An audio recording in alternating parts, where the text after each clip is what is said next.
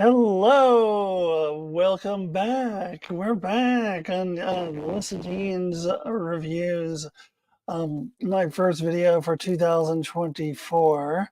Welcome, Maddie, Brandon, and Liz. Good to see Liz here, reporting in from cloudy California, where here I am, reporting from sunny Oregon. That's right, we have switched weather patterns. It is very sunny here today, very unusual. Um, and beautiful out, and here I am, stuffed away in my wine cellar deep into the basement. There's not green, you don't see anything green behind me. There's no green screen. I am deep into the basement of the wine cellar for my live chat with wine. Welcome, everyone.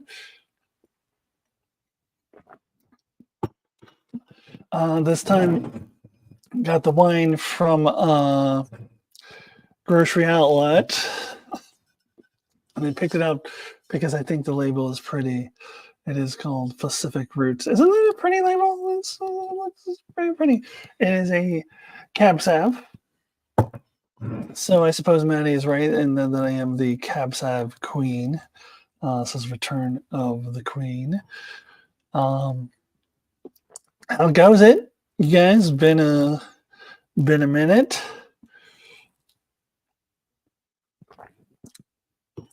Happy St. Patrick's Day. That's tomorrow for me.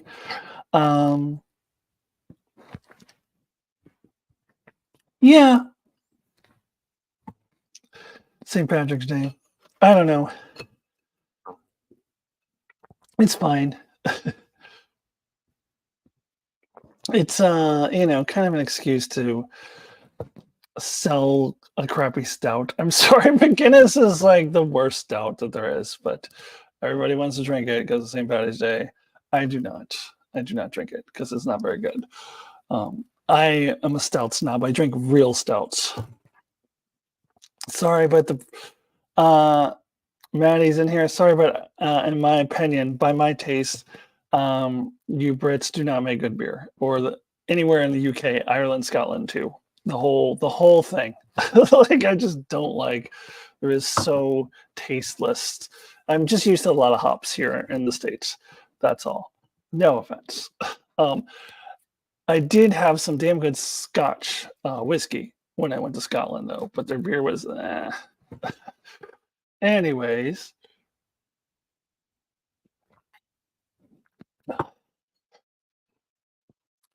How are you all? Was it a sad emoji? Sorry. I mean, I'm not taking that away from you. You should drink it all you want, just by my taste. I need more hops. I need more flavor in my beer. And then when it comes to stouts, you just need more body. It's just like Guinness just tastes so watery and like watered down and like flavorless to me compared to like good stouts.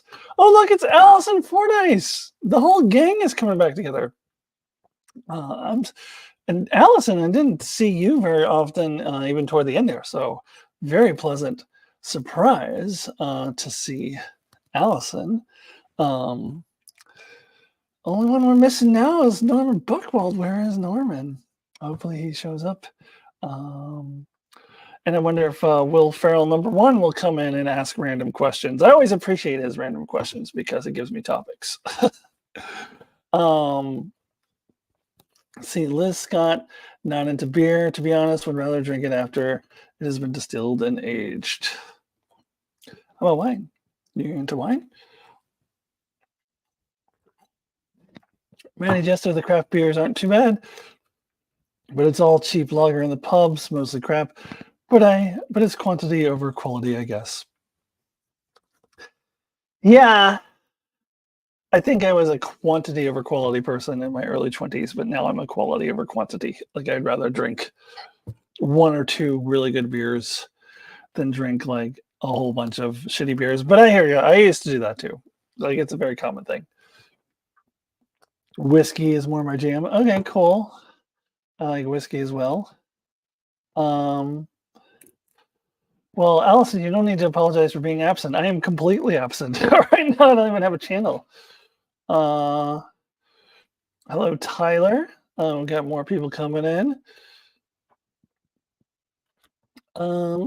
Yeah, so Tyler's just wondering when I was going to release a new video. And Maddie's talking about Disco Season 5, which I'll get into. Um, but yeah, I kind of always targeted March for a another live chat with wine. I, you know, obviously I'm no longer doing regular content on my channel, but I'd always said I would come back and do a couple of live chats with wine, maybe quarterly, maybe they'll be quarterly, like every 3 months or so. And I'd always had March in mind for the first one, and so here we are. And we'll get into more speculation and stuff about Discovery Season 5, which Maddie just brought up. But I do still plan on doing at least one video at the end of the season for Discovery to give all my thoughts. And I'm sure that I'll also be doing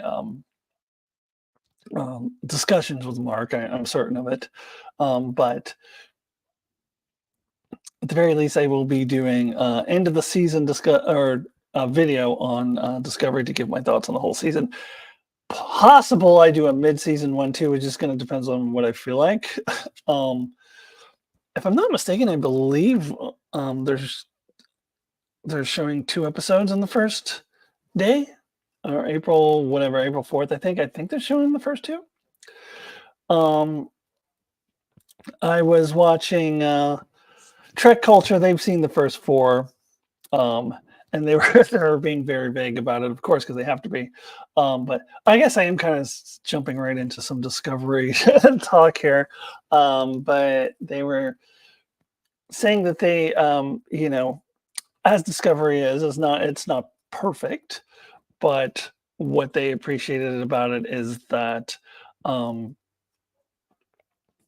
that it wasn't universe-ending stakes. Like Discovery is always these universe-ending stakes, and it's just so like dramatic and huge, and there was more time to really get to sit with the characters because they weren't running around frantically trying to save the universe, which does sound interesting. I still am not psyched about this Indiana Jones premise. I am more into Discovery when it really slows down. And like my favorite episode is But to Connect, when it's just an hour of them sitting around having philosophical or standing around having philosophical discussions. Like that is what I love about Discovery. This, from what I've seen in the trailers, it looks like nonstop action, which not my favorite thing, but we'll see. Let's see. Okay, I have a few questions for you as Mark. These questions. Let's see. Have you met Star Trek actors at the conventions? Well, I can't.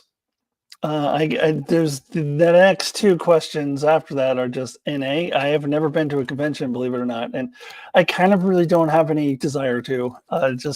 I'm totally fine just watching all the episodes and geeking out and making videos about it. I don't feel like I need to go to a convention. Sorry. So that's not the answer you were hoping for, but I've never been to a convention. It's likely I never will be, and I don't really care about meeting any of the. That's not my thing.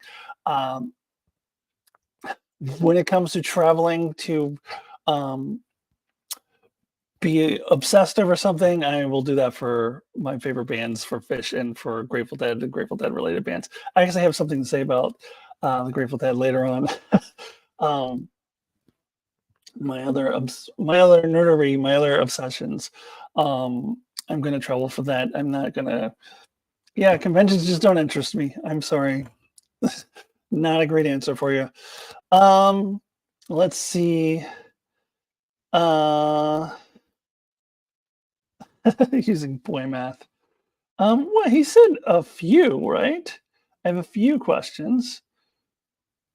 And then he asked 3, so he didn't specify the number of questions. Yeah, of the things you just mentioned in your other one, birthplace of Captain Kirk probably never got. That's in what, Iowa? I have no interest in going to Iowa. However, I'd love to go to Vasquez Rocks. It looks beautiful. I would love to see Vasquez Rocks. Um, Now, if I ever traveled, Brandon, to see fish, and there happened to be a Star Trek convention going on at the same time, maybe like like last year when I went to New York, um, it was the tail end of a 7-night run, and there was four. I went to 4 nights, and there was a night off. So if something like that happened, if I went somewhere to see fish and there was a night off, and there was a Star Trek convention happening, then maybe I would do that. But otherwise, it's just not. I don't know, I'd rather just watch it on TV. To be perfectly honest with you. Um, I- I'll get to Matty Jester in a second. I'm eating cheese and crackers. Hold on. You need to go. I'm sorry, Tyler. I didn't give you a great answer to your questions. Um, but thank you for stopping in. Manny says, I met a few track actors back in the day, but they don't tend to be my neck of the woods too often. Denise Crosby, DS9 quartet of Lita Ram, Warren Gowan actors. They were all super nice. Oh yeah, there is one actor that I've been close to, but I was too shy to go up and talk to him. Well, everyone else was talking to him, so I, didn't feel like waiting in line to go talk to him. And give you a hint of who it was.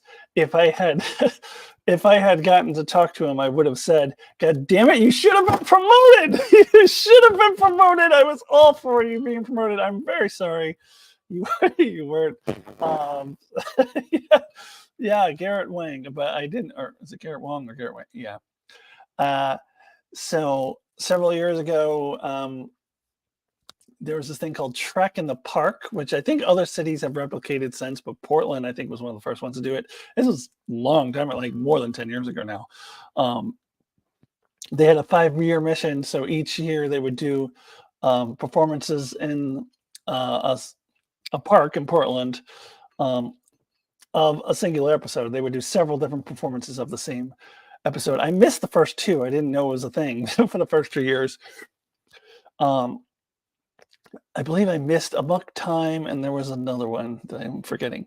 But then the ones I saw, the first one I saw was Mirror Mirror, and then I saw Journey to Babel, and then the last one, of course, was Trouble with Tribbles, and that was fun because they had everybody like create all these tribbles and send them in, and like so they kept all these tribbles. It was really fun.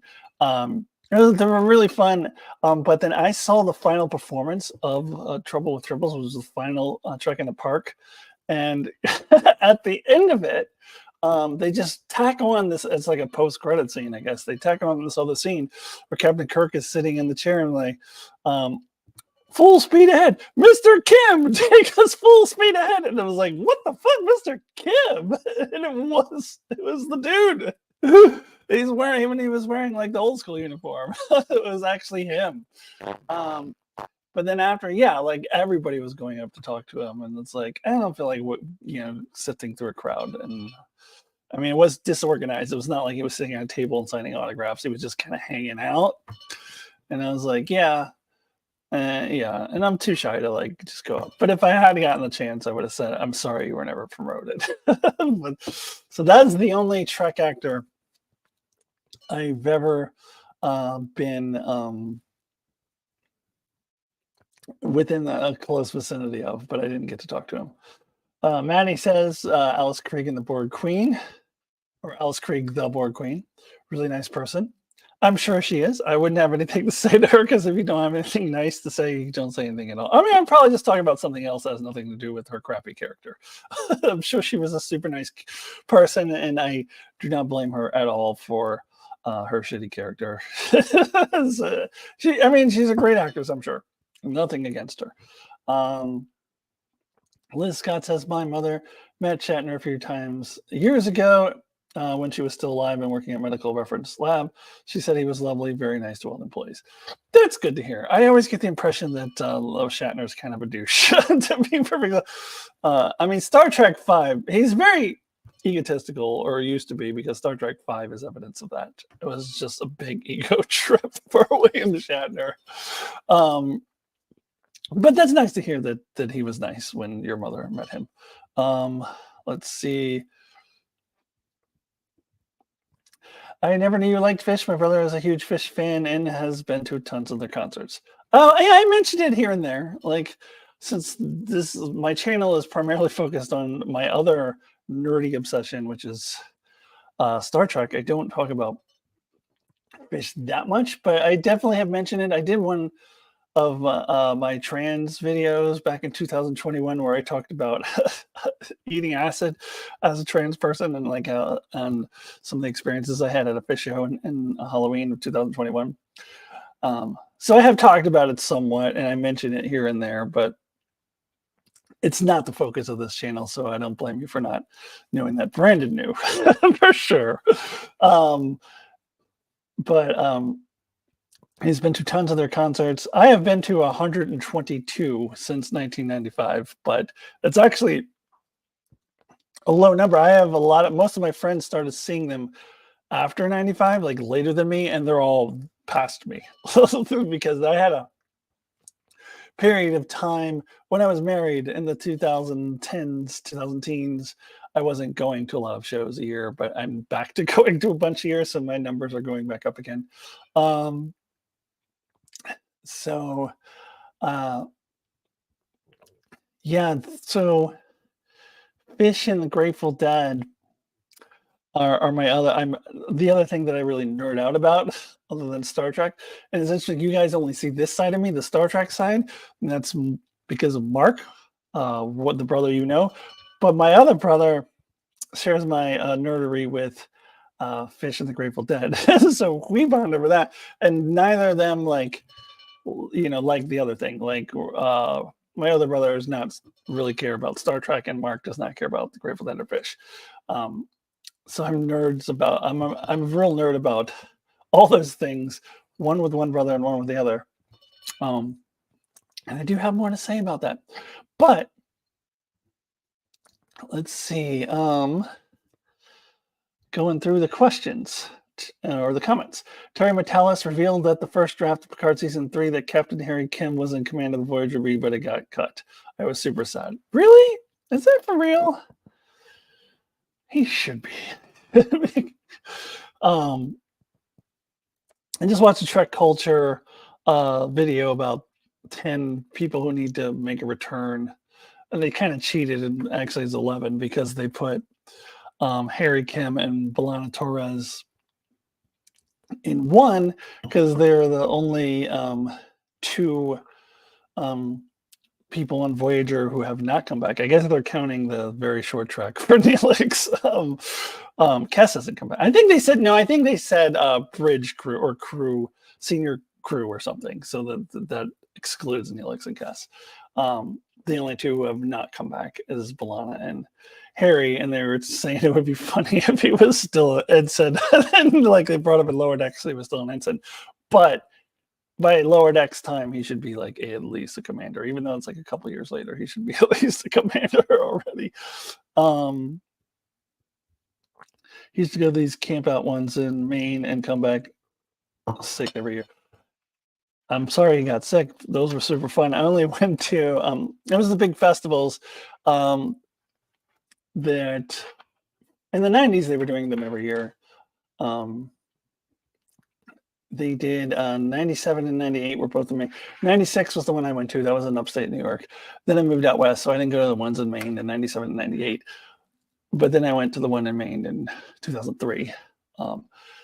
And they were doing those big festivals every now and again, but they hadn't done one since 2015. They tried to do one in 2018. It got canceled because there was some water shortage or some weird thing happened. But they have one happening this summer that I am going to because it's in Delaware and it's 2 hours away from where my parents live. So I'm going to one of those fish festivals that your brother used to go to and come home sick. I'm sorry they came home sick. I never got sick at those. Let's see. Yeah, there's another brother. He just doesn't have a YouTube channel about Star Trek, so you don't see him. And you would think, since one likes Fish and the Grateful Dead, one likes Star Trek, and I like them both. I'm kind of the bridge between the both. You would think maybe I'm the middle child. I am not. I'm the oldest. Mark is the youngest. Um, yeah, probably. Yeah, I mean, for all I know, I've met your brother before, Alyssa. I mean, maybe not. There's a lot of people who go to the shows that I've never met before. Um, but yeah, odds are that we have been to some of the same shows. Does he still go see them? Ask him if he's going to go to the festival in Delaware this year, because I'll be there. Um, or the Sphere. Ask him if he's going to the Sphere, because I'm going to that. Okay, let's see. Back to Matty Jester. Let me hold on.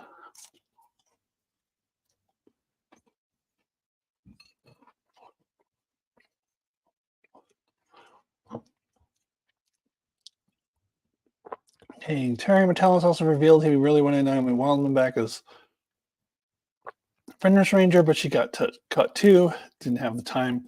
Yeah, that one just felt crammed in. Wouldn't have made a lot of sense. Let's see. Talk about fan service. That would have been. Yeah, I don't agree with my brother that it was super. It's funny that I mean, I do think that there was fan service, but I don't think it's anywhere near as bad. Like it's all member berries. I totally disagree with him on that.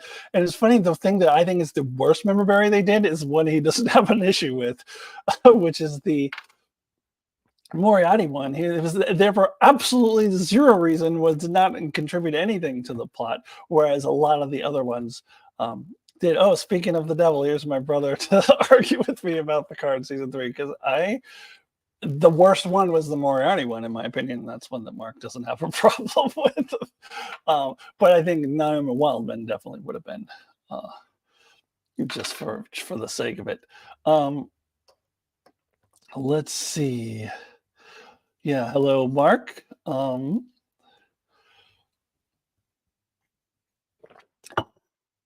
no, I'm still talking about him when he's here, Allison. So he knows. Like, let's see.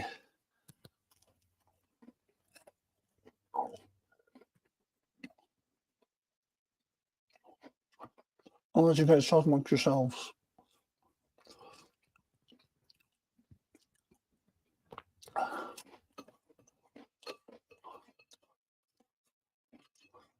I didn't have a problem with the ship museum. I don't know. It was fine.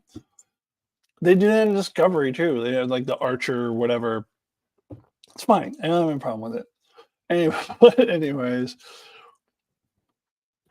I'll let Mark answer Brandon's question. I know the answer because I talked to Mark yesterday. I'm curious to hear how it was. I personally am not going to see Dune 2 until it comes to streaming, and I'll have to rewatch Dune, the first one, to remember what the hell happened. I don't know. I'll see it. It's not anything that I feel I have to rush to the theater to go see. Like I've never been excited about the Dune franchise, if you want to call it a franchise. Mark said pretty good, deeply enjoyed. Cool. Cool.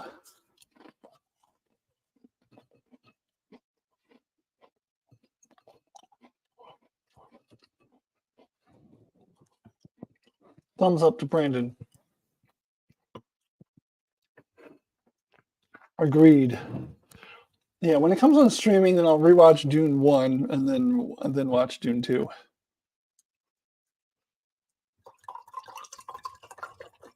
Yeah, Mark, you mentioned to me yesterday that you've heard all great things about it.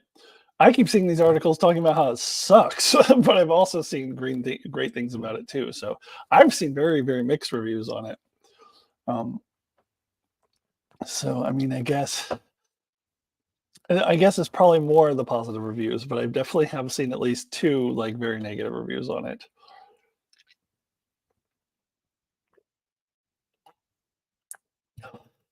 Oh yeah, there's zero chance I will ever compare Dune to Lord of the Rings. Never, ever in a million years. Mark mentioned Zendaya. That is exactly the only reason I even watched the first one. I love Zendaya. I I mean, it's almost a little creepy how much I love Zendaya. I freaking love Zendaya. And I love everything she's in. So if you're saying this is the best thing that she was in, or one of her best performances, then that alone sells me on it. I'm still probably not going to rush to the theater, but that tells me that I will have to watch it because I love Zendaya so much. I was really disappointed she was barely in the first one. Um, so, yeah, I will definitely see it for Zendaya alone, if nothing else, but I'm still probably not rushing out to the movie theater. Mark, I will find you a bad review and I'll send you a link because I definitely saw at least two. Um, so, um,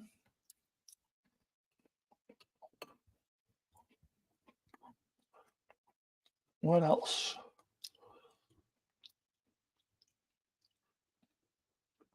Yeah, and barely beat out Shawshank for #1 on IMDb.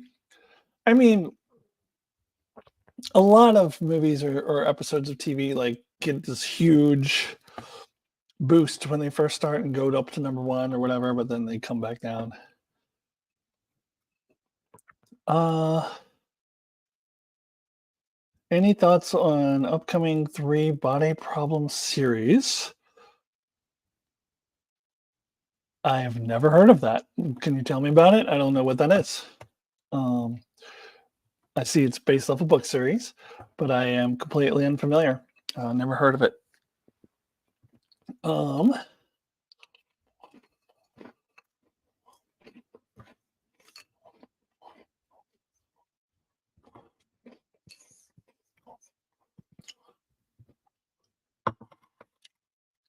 oh, Dan and Dave's latest project, sex. Poor Dan and Dave. I mean, nobody gives them any love anymore, but it's their own fault for fucking ruining Game of Thrones. um,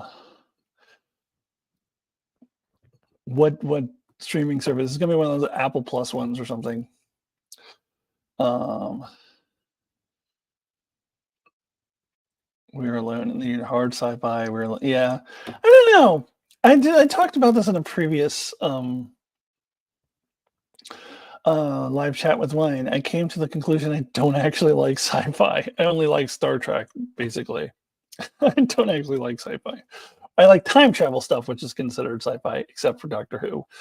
But yeah, I don't know. Don't like the space sci-fi. Netflix. Oh, that's this Thursday. Um, when they were adapting Game of Thrones is good. True enough. True enough. Um,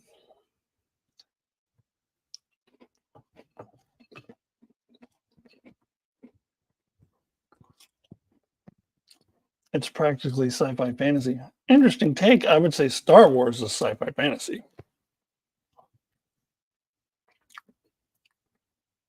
Because Star Wars was in a galaxy a galaxy far, far away, a long, long time ago, which is kind of what fantasies do. It's just some undefined time period and location that's typical of fantasies. You just assume in most fantasies that it's in the distant past, but it's kind of unclear. Um, so I'd put Star Wars, whereas Star Trek is like definitively in the future, and it's like in spaceships. So I would argue Star Wars is much more fantasy than Star Trek. Or you're saying Star Wars is sci-fi fantasy, Star Trek is close to sci-fi fantasy. Okay, I'll give you that. I'll give you that. Brandon says them's fighting words. That he said the Star Trek is practically sci-fi fantasy.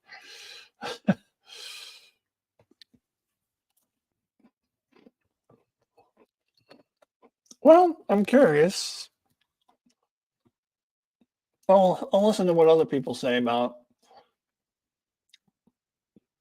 that series, especially the people who, like me, never read the books or never even heard of the books.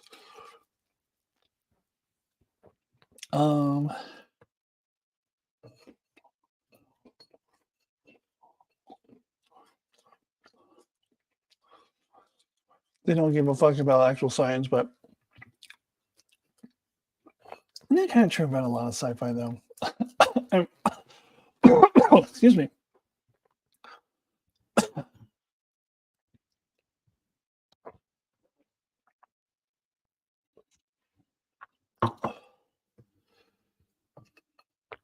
Well,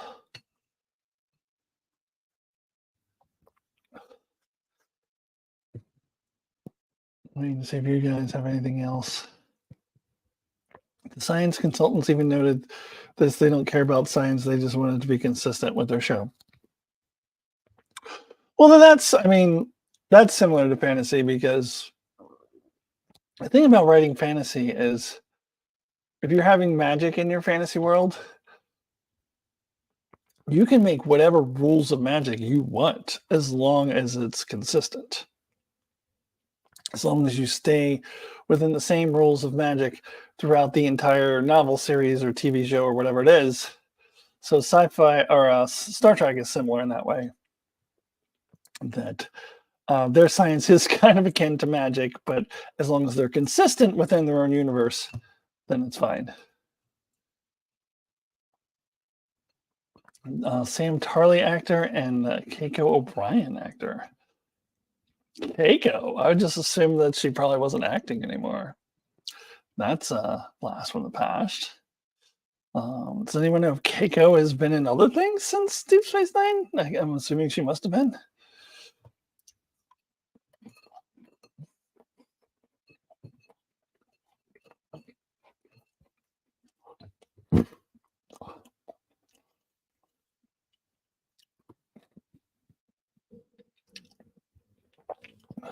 Okay. Maddie says, I forgot to read Maddie's comment from up above. Star Trek has some pretty fantastical technology like replicators and warp drive. Not sure we'll ever get those things in real life. And Brandon says, portable transporters, talking about fantasy. What about regular transporters? Do you think we'll ever get that?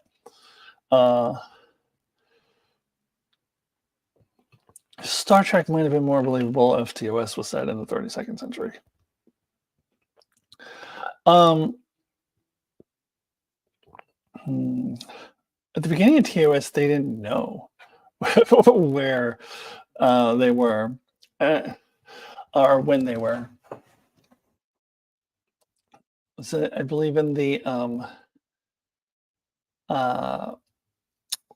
why am I blanking on the name of it? The crappy time travel episode from it's not crappy, it's okay.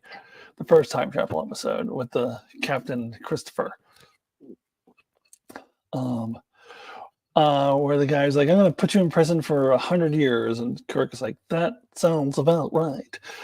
So they didn't know when it was, and there's a couple other lines in the early Trek where it's very inconsistent of when this is exactly taking place.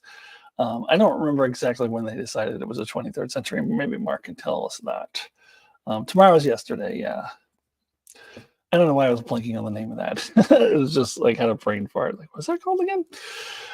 All those like tomorrow, yesterday is tomorrow, and yesterday is Tuesday, and tomorrow is yesterday's Enterprise, and all those time travel episodes, and then there's the other batch where it's like future's in, future's tomorrow, the past is prologue, the past is tomorrow, yesterday is the past, future past. Those episodes.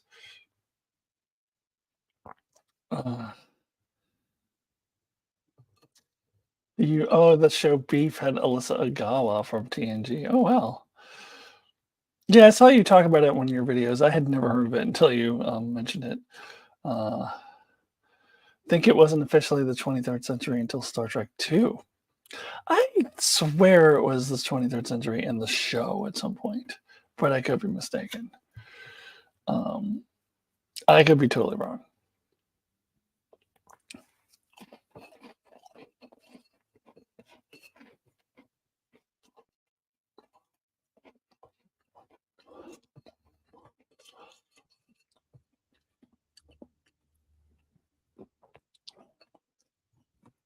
Wibbly wobbly, timey wimey, Alyssa says.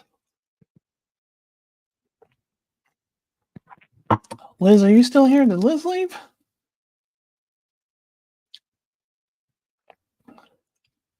Well, at least we have Allison. I was watching Chaos on the Bridge last night. Always good for a laugh. I actually haven't seen that. Kind of always curious to watch it, and I just never do. Oh, hi, Liz. Just making sure. Just making sure. I don't have anything particular to say to you. Just making sure you're still there. Liz, the grand champion of the picture clues. Maddie Jester being second place. I think The Expanse is set in the 23rd century, and that's more plausible for the technology level humanity will be at. Yeah, I don't think we're at this rate. I don't think we're going to be in space in the 23rd century. If we're even like, I mean, sorry to be all pessimistic, but if we even survive that long.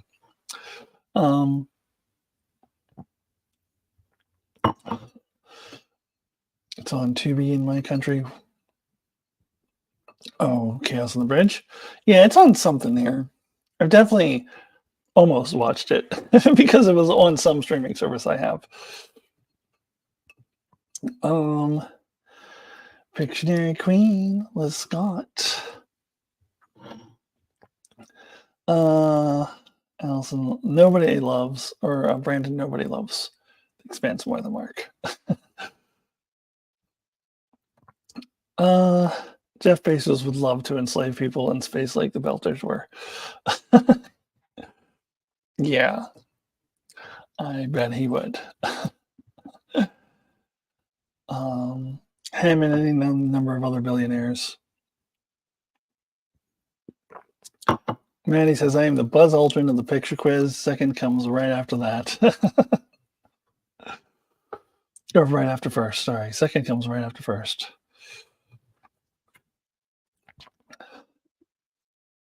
The Expanse was good about acknowledging its limits of science.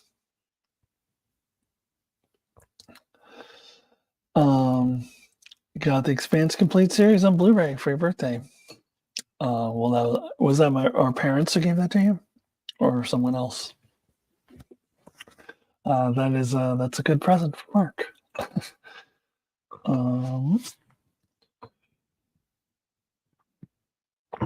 Yes.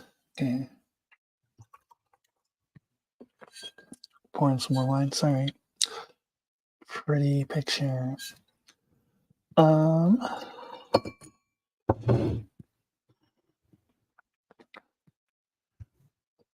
right, I'm gonna switch topics here to something I've been hinting at, or to get back around to how the Grateful Dead comes into it. So, you know, as I mentioned before, like the third brother, who's actually the middle brother,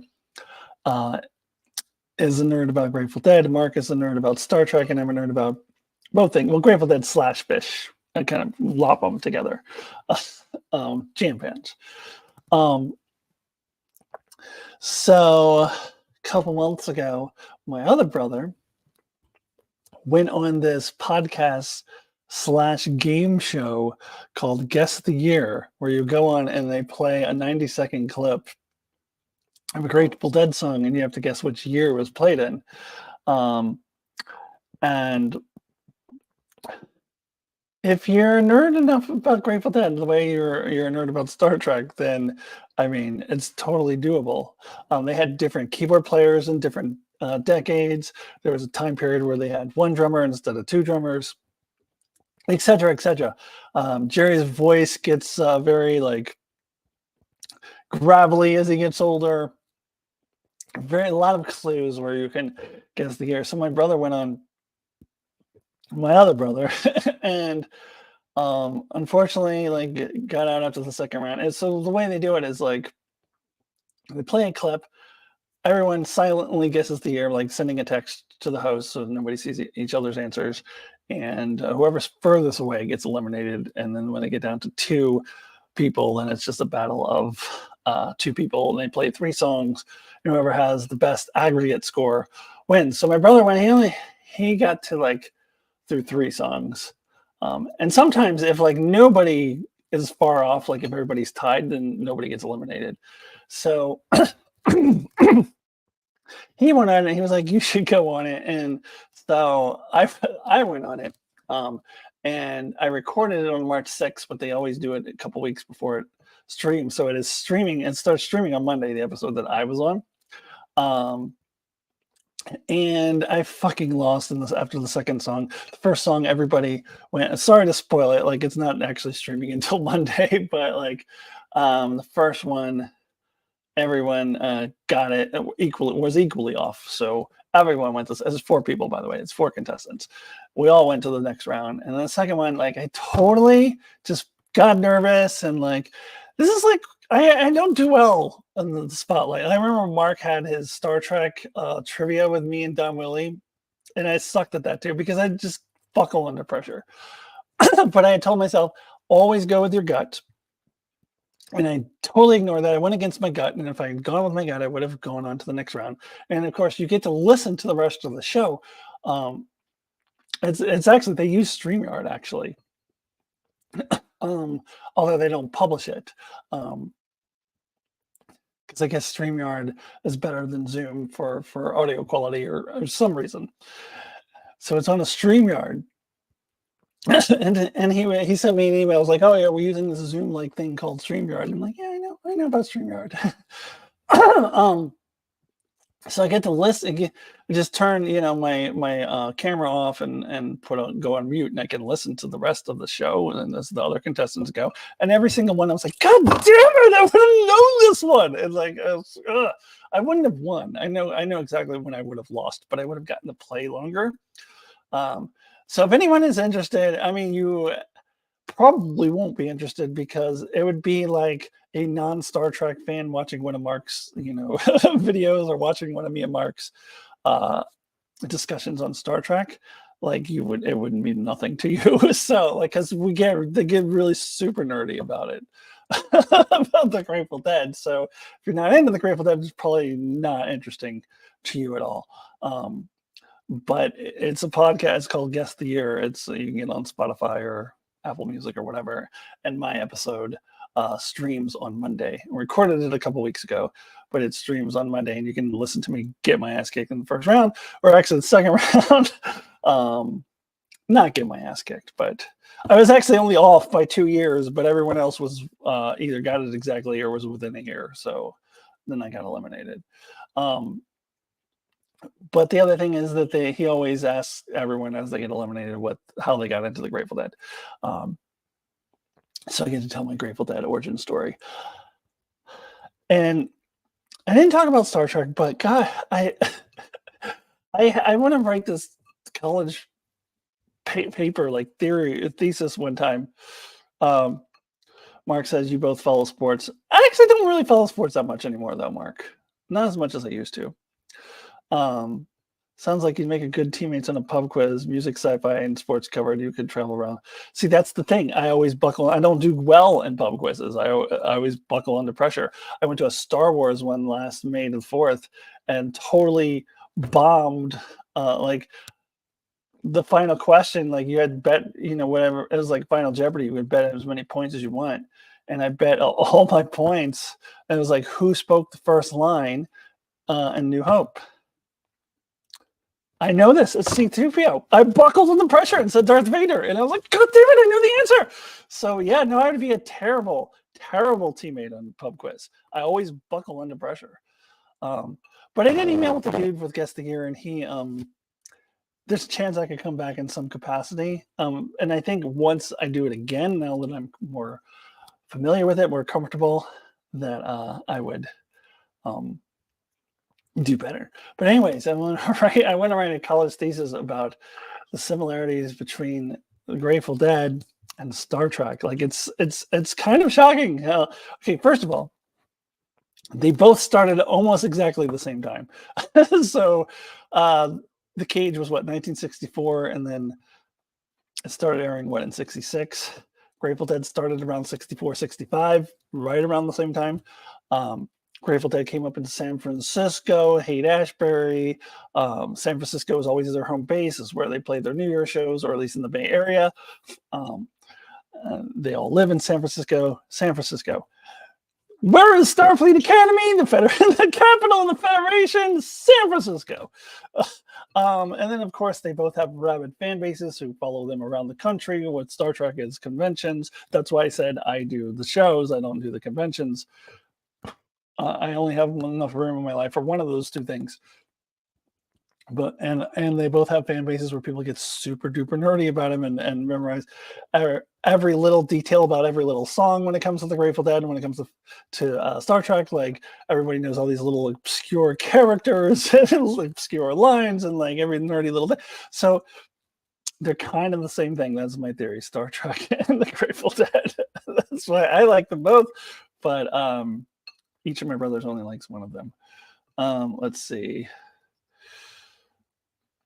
Yeah, you never follow. I don't know. You never followed sports, but I don't really like sports now, so I don't really count that anymore. Like, I mean, I kind of vaguely do, but I don't follow them. So, in the past, that was a thing, but right now, I think it's more the Grateful Dead Fish versus Star Trek rather than sports. Have nothing because Ricardo doesn't really follow sports as much either.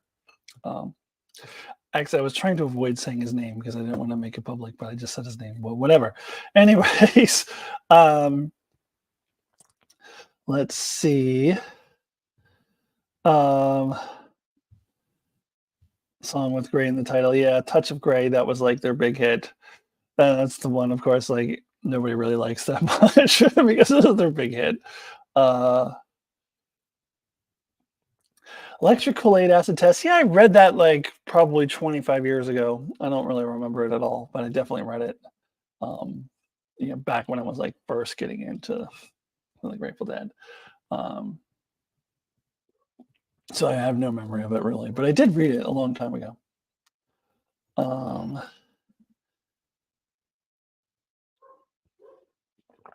Yeah, so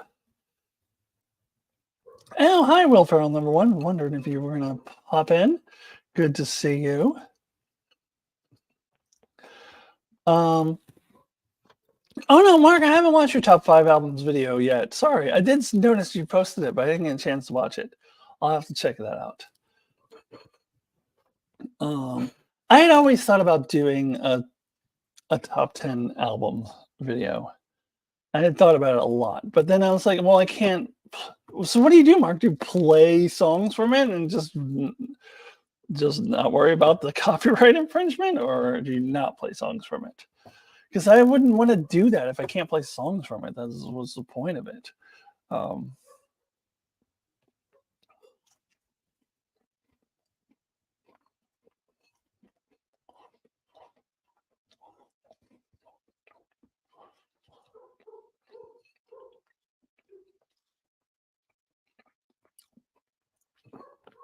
Every album on there came out between 94 and 96. Well, that was your heyday. Yeah, I thought about doing a top 10 albums. In the I would have a much wider spread than that. I would have albums in the 70s, the 80s, the 90s.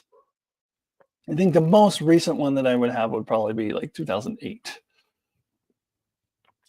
I don't think I would have anything in my favorite albums of all time more recent than that.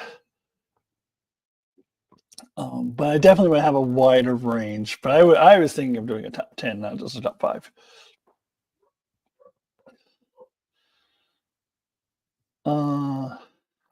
Don't play songs on it, but I have an extended version of my Patreon that's open to the public where I do play songs. Oh, okay. So you don't get dinged there on Patreon.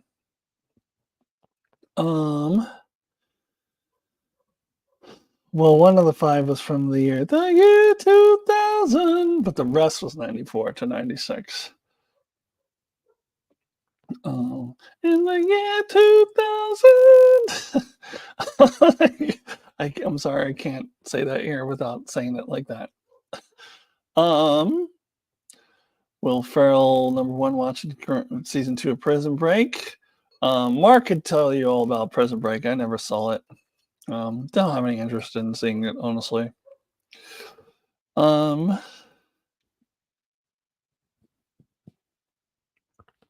oh wait, I missed the Maddie Jester comment up here. Someone went on Mastermind, a quiz show on TV here. They chose Star Trek TOS as their subject, and it was brutal. Questions about random guest actors' names or other obscure details, I'd have crumbled.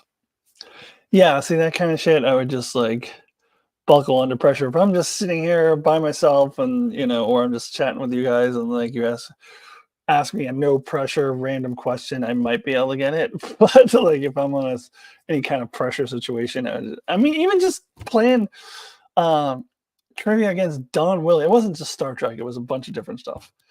Because I remember like there was a question about the observers on Fringe, and I blanked. And I can't remember that they were called the observers. Like that's the kind of thing that happens when I do trivia or any kind of thing like that. Um, However, if I get a second shot against the year, I will do better. Let's see. Oh, Darren was playing too. Okay. I wasn't sure. I couldn't remember if Darren was there. I just remember Don Willie there. You ever watch Heroes? Yeah, it was good for one season. It was a really good show for one season. And then every season after that sucked.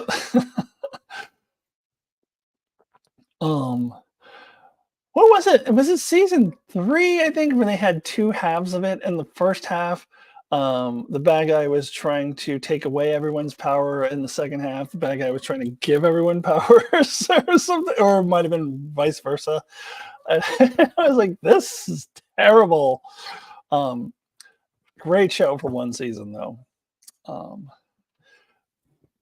But I remember when it was on, like Lost was still in its heyday, and I remember there were people trying to say it was better than Lost, and it was not. Not Lost in its heyday. No way, not even close. To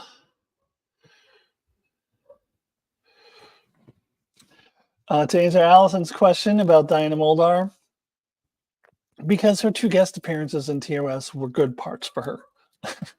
And Pulaski was a terrible character. Mark has pointed out many reasons why when he did his season 2 reviews.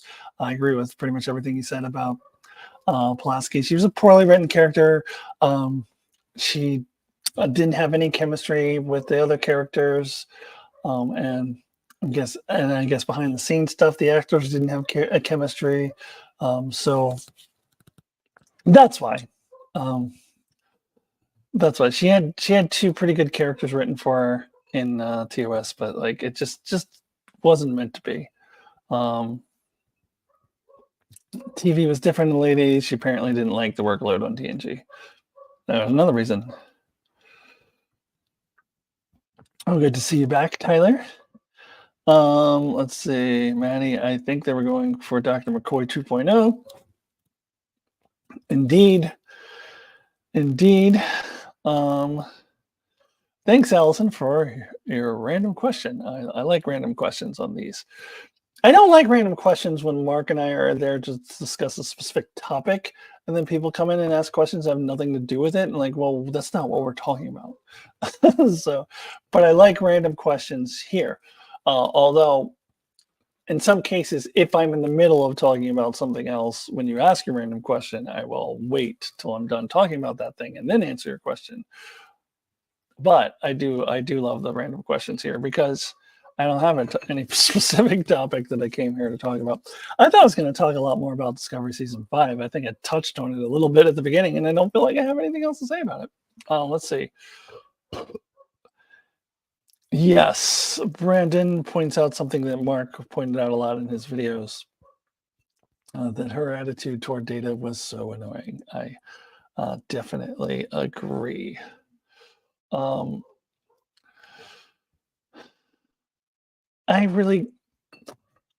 sorry. I can't deal with all these fucking reboots and spinoffs and what. I have zero, none, not even slightly, not even 0.001 interest in watching the new Night Court or the new Frasier. Like, why? Why? Just stop it. I wish they would just stop it. I did, out of morbid curiosity, watch the first like 10 minutes out of that 90s show, and it was as awful as I could have imagined. And so then I was like, why did I want that 10 minutes of my life back. Why did I do that? And so that's how. So I'm not gonna make that mistake with any of these other reboots. I'm not gonna waste any of my life on a Night Court reboot. And wasn't it Mark who said, wasn't it you, Mark, who said that you tried to watch Night Court again as an adult and it doesn't hold up? Because I have not. I have not tried to watch it as an adult. I thought it was like edgy and innovative and smart and funny back in the 80s. But I think Mark said, yeah, I think it was Mark who said that you tried to watch it and recently it does not hold up, which is disappointing because so I probably won't try to watch it as an adult just so I can have this illusion that it was a good show.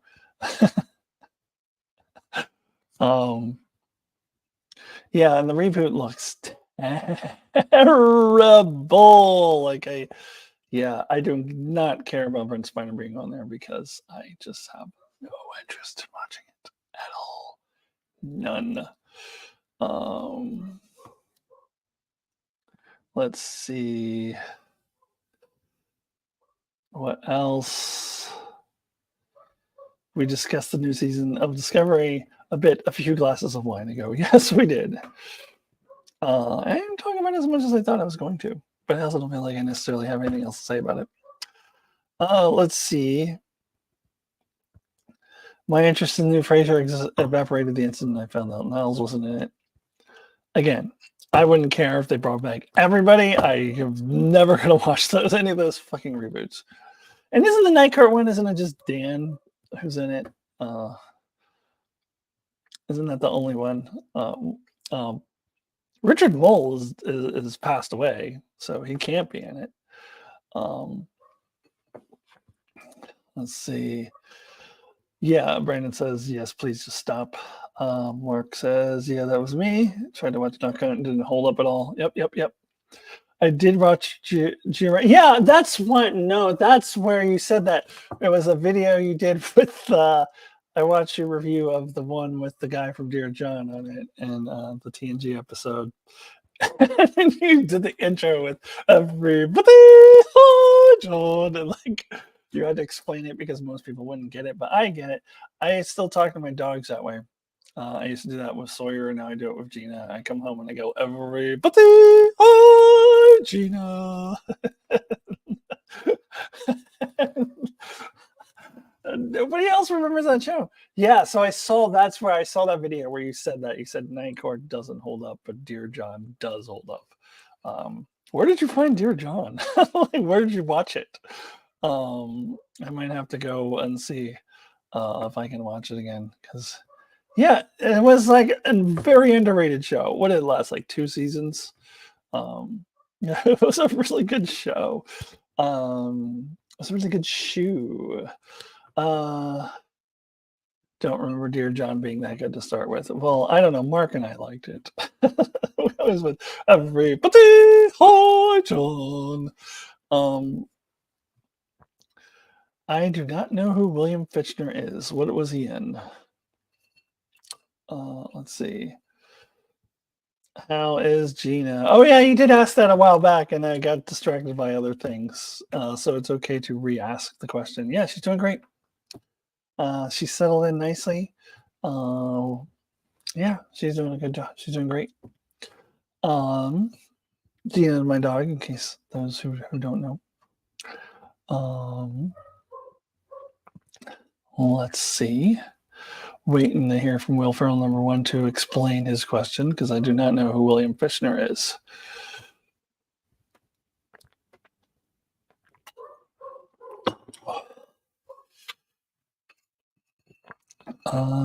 Yeah, maybe one night when I'm bored, I'll just look up a Dear John episode on YouTube. Everybody, hi, John.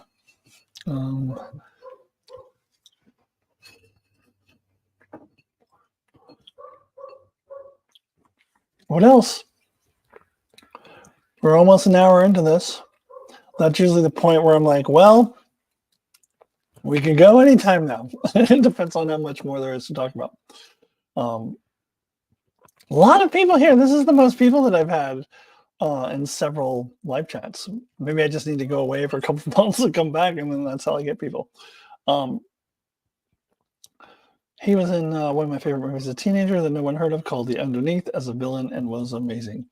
What was he in that I would know? I don't know who this person is. No, that is not Gina in the background. That's my neighbor's dog. Gina does not bark. I've had her since September, and I don't know what her bark sounds like. She has never barked. She'll whine. She'll go, "Arr, arr, arr, arr, arr," but she has never barked once. So what you hear is my very annoying neighbor's dog that barks 24 hours a day, and it's really annoying. um, let's see. He's been a lot of bit parts like Armageddon, Contact, Go.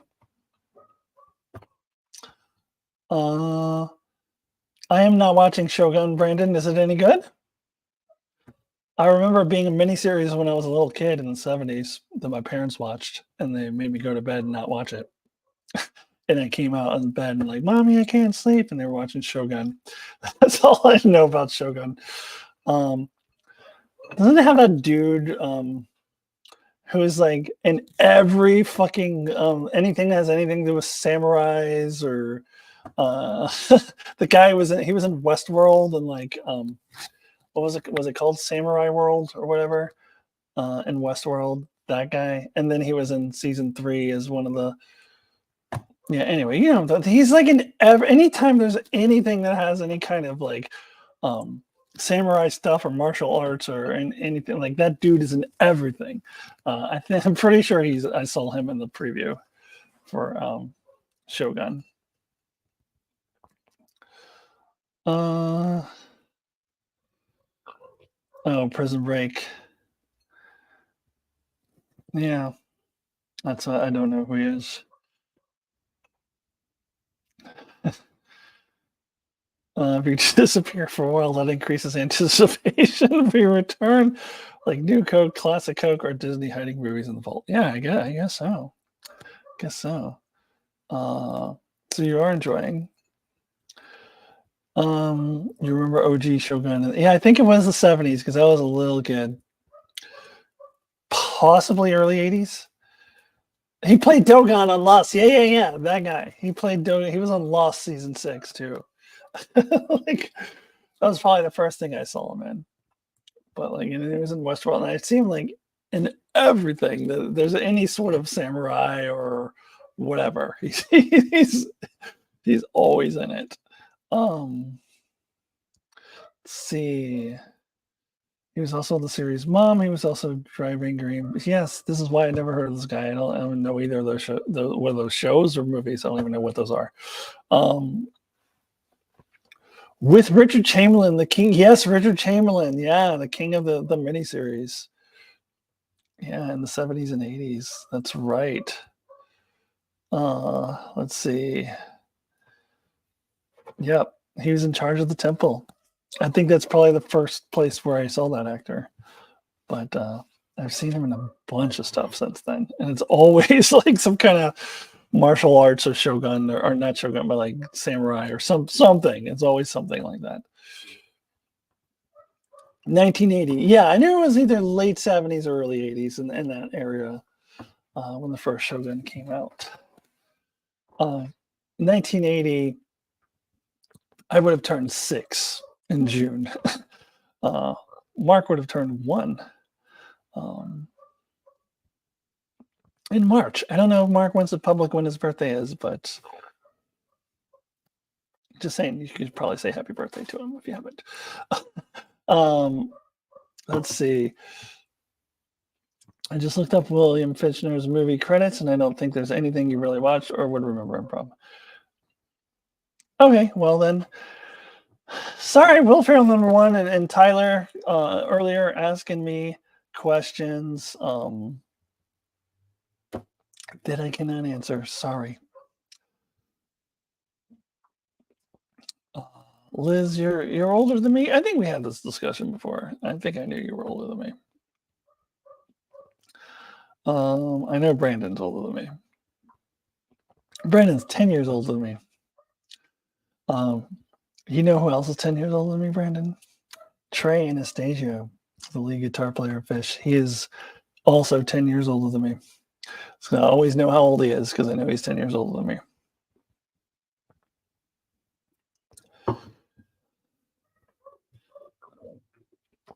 Titus Welliver is the Man in Black back on Lost. I wouldn't have remembered his name. Yeah, he's fine. I mean, I have strong feelings about him either way. Yeah, that's fine. The same age as your husband, your child bride.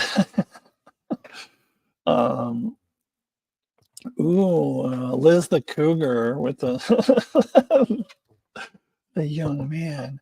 Now wait a minute. So if you were 13 in 1980 and I was 6, so you're 7 years. So you're 7 years older than your husband.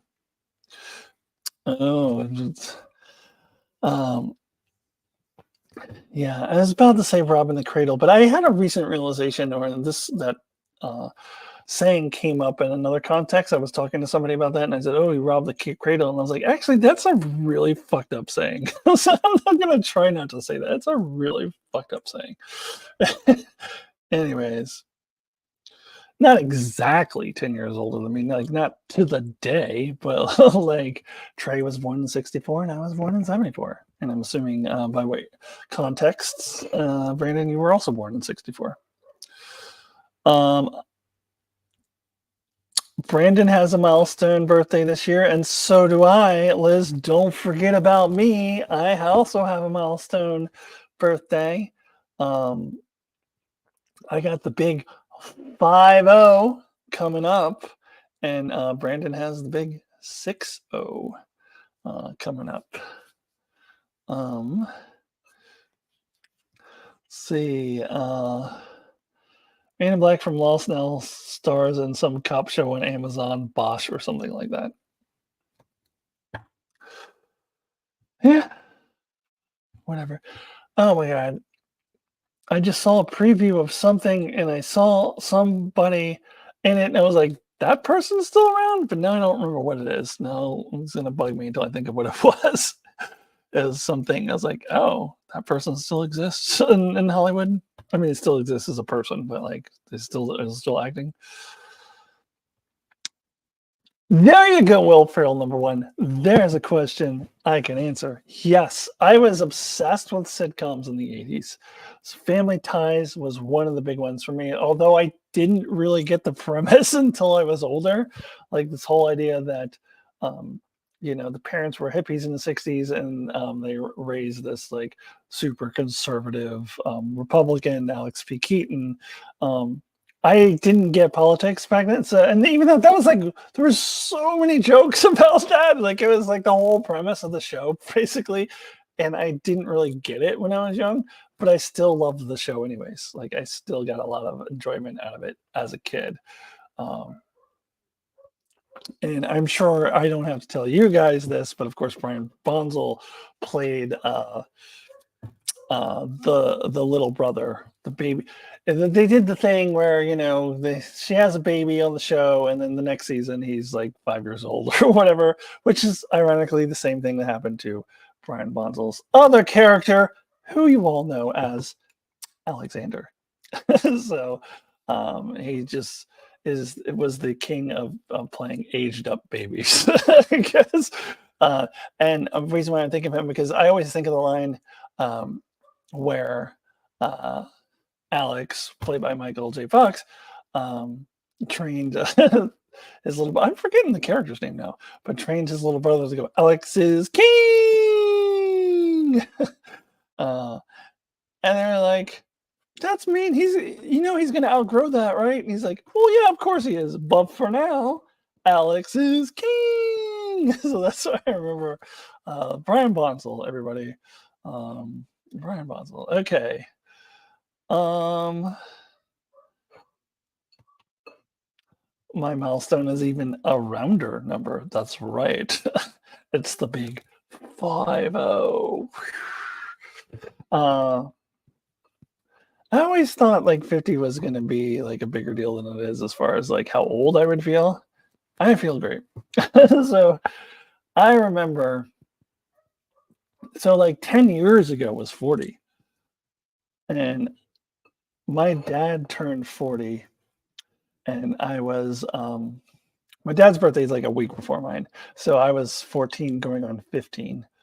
Um when he turned 40, and Mark, you might remember this. They had a party with all our relatives over, and they all got him these like a T-shirt that said 40, over the hill 40, and like all this. I don't know. All it was all like age jokes. Like everything was like you're an old fart, and all of that. And then I turned 40, and I was like, I'm not that old. I was like, but at the time, when everybody was doing all those age jokes for my dad when he turned 40, and I was like 14 going on 15. I was like, God, he's an old man, old fart, blah, blah, blah. He's so old. Like 40 is so old. And then I turned 40 10 years ago, and it was like, what's the big deal? I'm pretty young still. And here it is 10 years later. I still feel pretty young, honestly. Growing Pains was another good show. I'm gonna guess that's not one that holds up either. I did I did like it when I was a kid, but I think I would have a really difficult time stomaching Growing Pains now just because of what a crazy radical extreme right-wing Christian fundamentalist that Kirk Cameron has become. I don't think I can do it.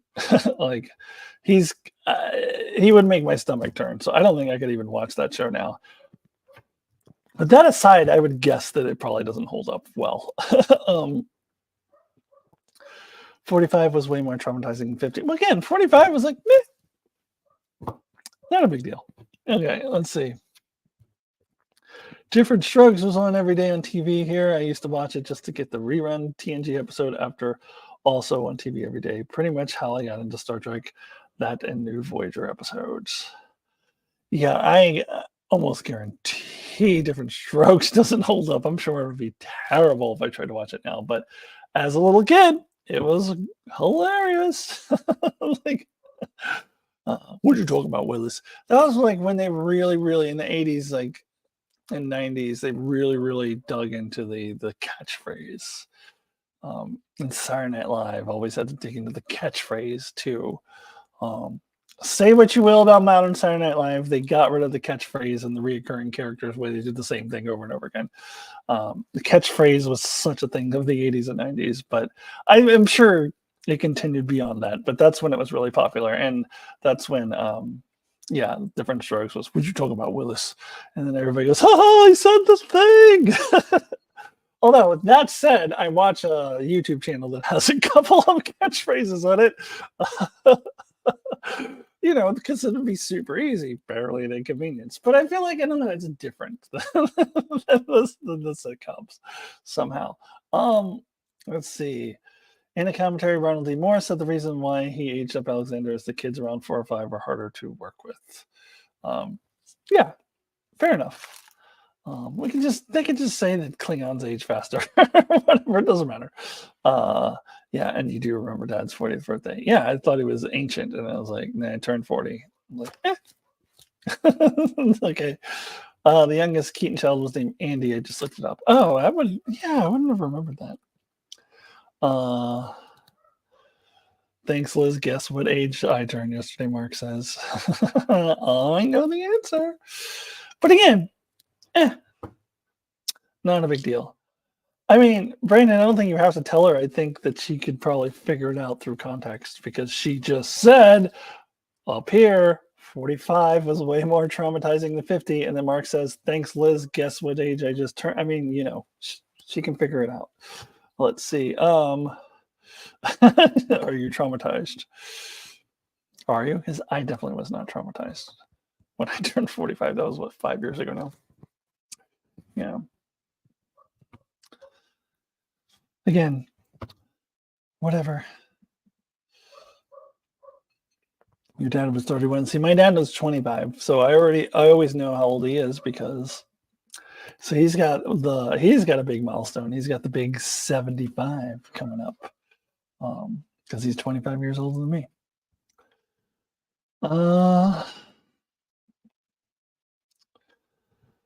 Let's see. I'm getting to the point where I'm probably gonna have to stop in the near future just so I can go use the bathroom. Like, I don't want to get up in the middle of this and use the bathroom and come back when I'm probably not going to be on here much longer, anyways. But not this second. But eventually, I'm gonna have to go. 42 and 30. Yeah, mine were 25 and 22 when they had me. Very young, and then they had Mark. They were 30 and 27. And Mark's the youngest.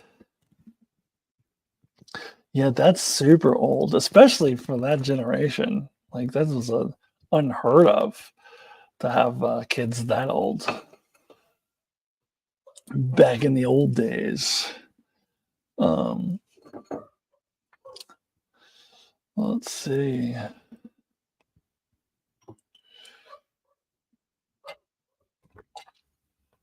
Oh.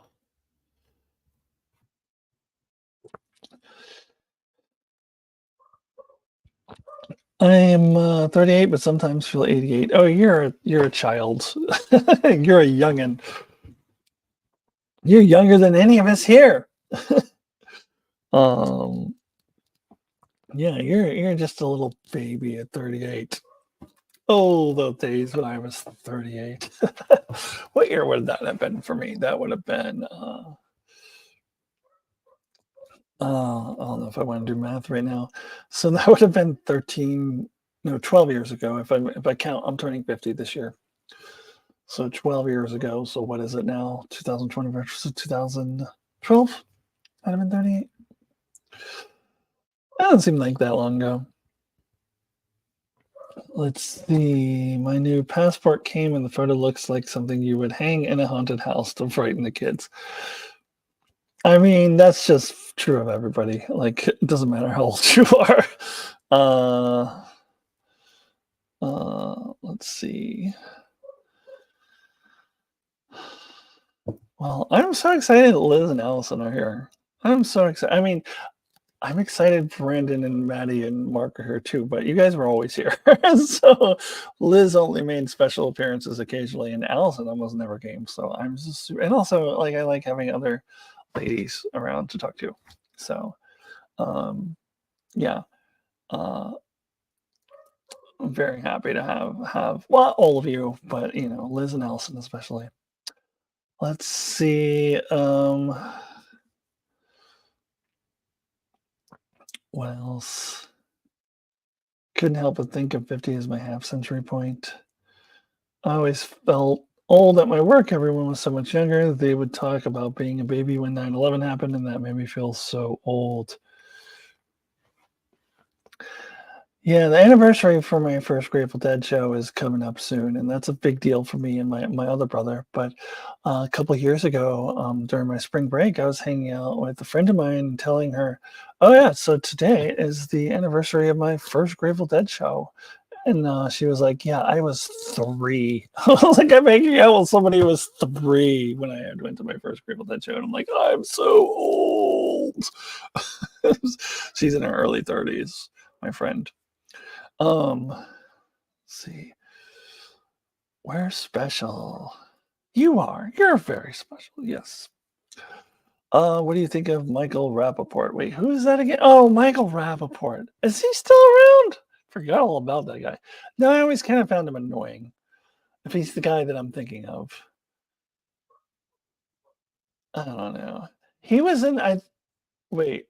Tell me who Michael Rappaport. Let me make sure that I know who he is. Like, I'm picturing a person in my head who I think is Michael Rappaport, but verify who Michael Rappaport is.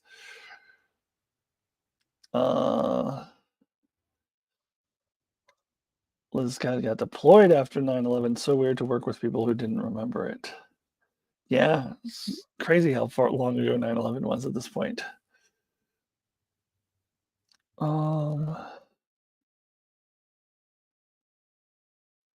I think it's going to remind me who he is, because I want to make sure that the guy that I'm picturing in my head is who Michael Rappaport is. I'm thinking of he was like back in the day. He was the guy I'm thinking of. He was kind of a comedian, but then he was in these serious dramas. He was in this show that I used to watch. It was about teachers that I don't remember what it's called, but it was only on for like one season, and he played this teacher. But but he was also in a bunch of other things. Um, let's see. I tell my students I've been teaching the course since before they were born.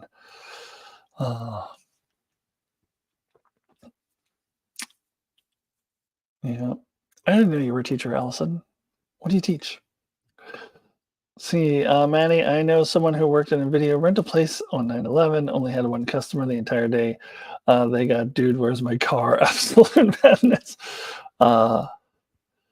People who were born after 9/11 can drink legally in the US. Mm-hmm. It was a while ago. Oh, that's driving me to drinking. We're so old, everyone.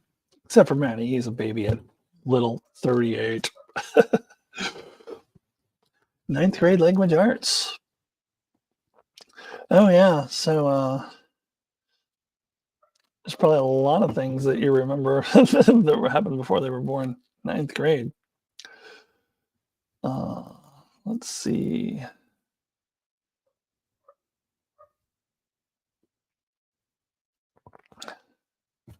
What else was Michael Rappaport in? I'm pretty sure it's the guy I'm thinking of. He was like the stand-up comedian. He wasn't very funny, and he was in this drama about teachers. I want to say had Ed Asner in it. It was like in the late 80s or early 90s. It was like LA Law era. Let's see. Yeah. That's a hard age. Yeah. Yeah. Never saw him as a stand-up comedian. Yeah, that would have been like, if it's the guy I'm thinking of, it would have been like, yeah, the 80s, 90s era. Boston Public, True Romance, Leaning Copeland Metro, and played Don Self on season 4. Was I don't know. Prison Break. You're really stuck on the Prison Break right now, huh? You're just asking me about different actors from Prison Break. Okay, yeah, I think it's the guy I'm thinking of. And I think Mark is right. He has gone full conservative. I don't know why it's like this obscure show about teachers, but that Asner is the one thing that I remember because he was definitely in a bunch of other stuff besides that. Let's see. The one-off event, would you do a video review for the Michelle Yeoh Section 31 movie? Are you asking me? It depends if I feel motivated to. Possibly. Or maybe Mark and I will decide to do a discussion on it, or I don't know. I would not rule out the possibility. But who knows? The only thing I'm promising is something from Discovery and then something from Lower Decks. On the one hand, it's going to be really weird to not review Lower Decks every week, but it's also going to depend on if I feel like actually doing that. But I'll do at least 1 or 2 videos on Lower Decks when it comes out. And Strange New Worlds, too. But Strange New Worlds might not be out this year. We don't know. Yep, it's a long track, Allison. They're calling them long tracks instead of short tracks. They're basically movies. Long tracks are movies that don't come out in the movie theater, basically. Which I'm glad if they're going to do it at all, make it a movie because then we can just be done with the suffering. Although I will not be surprised if they try to slip in some new characters that they want to try to make a spin-off of. So I could see it being them doing a spin-off series of it. But as of now, the only new show that has been confirmed and is actually getting to start filming pretty soon here is the Starfleet Academy show. I think the fact that it is set in the 32nd century makes it more interesting, or whatever 30 whatever century Discovery's in. I guess that hasn't been confirmed, but that's been assumed.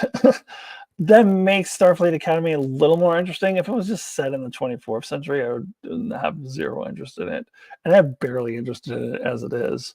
But there's more of Starfleet Academy in that era is more of an unknown. Like it's like the restarting Starfleet Academy. We saw that a little bit in Discovery. Um, Whereas if it was just the boring old like Starfleet Academy from the 21st century, I would just be it would just be boring. I hope it's just not like a teen drama on Star Trek. But Tawny Newsome is a writer, so that's a good thing. Let's see. The really short text didn't impress me much. Mark, you mentioned the worst contact. Enough said. Yeah, I think pretty much everyone is on the same page with that. The very short treks. I think I'm on board with everyone else. With the best one was the one where they keep going in the different holodecks. I enjoyed the final one too, because I felt that that was the only one that was really a real tribute to the animated series. When they were singing this song, like I kind of like that one, but um, the second and third one was just terrible, awful. Um, Setting Starfleet Academy in the 31st century gives them the opportunity to reuse Discovery stuff to save money. Also, the odd cameo from Tilly makes sense to me. I was under the impression Tilly's going to be one of the stars of the show, not just cameo, but that could be wrong. I don't know. Yeah, they haven't named the cast yet, but I had gotten the impression she's like going to be a regular on the show. So the cameos would be like Michael Burnham or Saru or Adira. I can see Adira popping in. Yeah. Allison, don't bother. Don't waste your time with the very short tracks. They were a tribute, supposedly, to the 50th anniversary of the animated series, and they did a good job of tributing it. It was they weren't very good. Most of them. There were a couple of decent ones, as Mark said. The regular short tracks, I think, are vastly overrated. I don't think any of them are very good. The one like with the elevator, with number one with Una and Spock in the elevator, I think that's stupid. People talk like it's this great thing. I think it's terrible.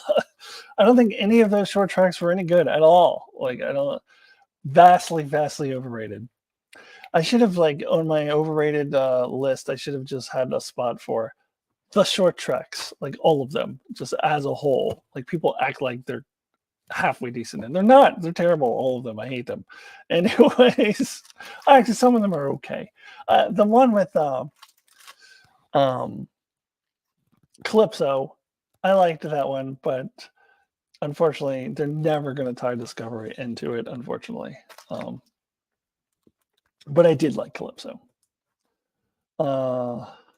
Yeah, exactly, Manny. Just saying what I was just saying. They're not going to pull up on Calypso. Yeah. Let's see. Well, Ellison, I'll tell you what I really think. Maybe next time. This is this is nothing.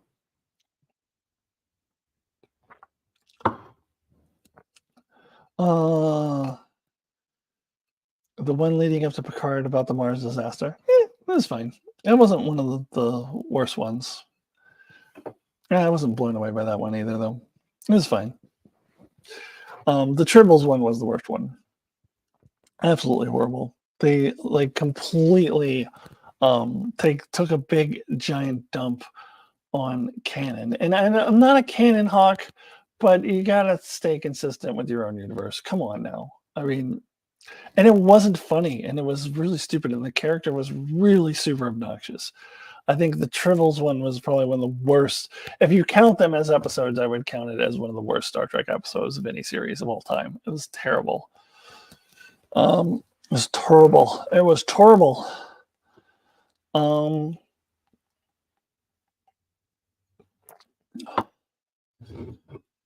let's see where I'm at. Oh, I haven't drank as much wine as I thought I did. Not even halfway through the bottle yet. Not too bad. No one can rant like Mark. Yeah, I concur. I don't rant like Mark does. Mark's the ranter of the family. I could give a good rant here and there, though.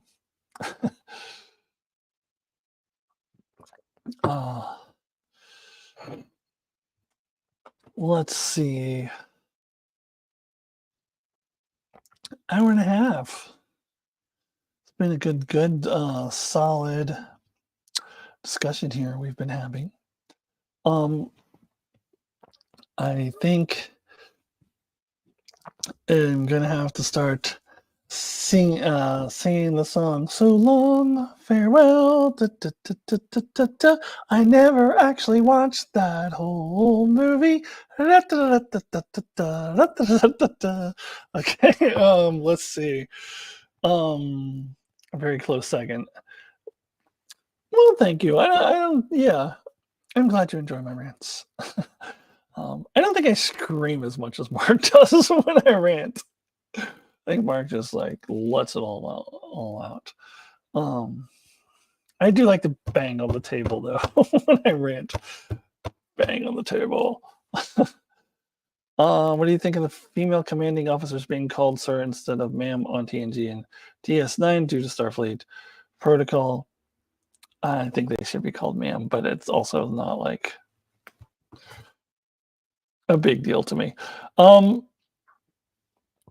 Let's see. Just give thanks, Alyssa. The Sound of Music, Yucko.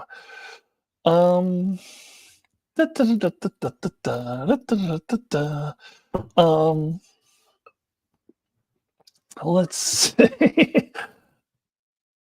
So, if I were to do this every 3 months, I would put my next one in June. So I'll tell you what, I'll do one by June. I could even decide to do one in May. Definitely not doing one in April, though. These videos is what I'm talking about, of course. April. Well, in May, I'm going to probably do something Discovery. So it might be June before I do another one of these. We'll see. But you will see me doing something for Discovery. It might even be 2 things because I bet Mark and I will do a discussion. Probably on his channel. So I'll probably do that. You, of course, can also catch me on Mark's channel for upcoming videos for his top 25 of Star Trek. I am not, it's unclear if I'm going to be on the next one or not, because Mark was possibly going to have a different guest instead of me, and that hasn't got back to me yet. But even if I'm not on the very next one, I will be on other future discussions with Mark on his top 25 of Star Trek. Allison, it was so good to see you. I'm so happy to see you. And Liz and Brandon and Maddie and Will Ferrell #1 and my brother, of course. We had Tyler popping in a little bit earlier. I don't think I'm forgetting anyone. Please speak up if I've forgotten to mention you. You should be on for April's entry in the top 25. Okay. That's not the one we were discussing before, right? I don't. Okay. Let's see. I wonder if the next one is Endgame. Yeah. Yeah, there's no chance of that. Yeah, so good to see you all. The only one we were missing is Norman. Oh well, maybe Norman will join us for the next one. But so glad to see you. And yeah, I will see you all April, May-ish for some kind of Discovery video, and then sometime after that for my next live chat with Wayne. All right. See you all later. Goodbye.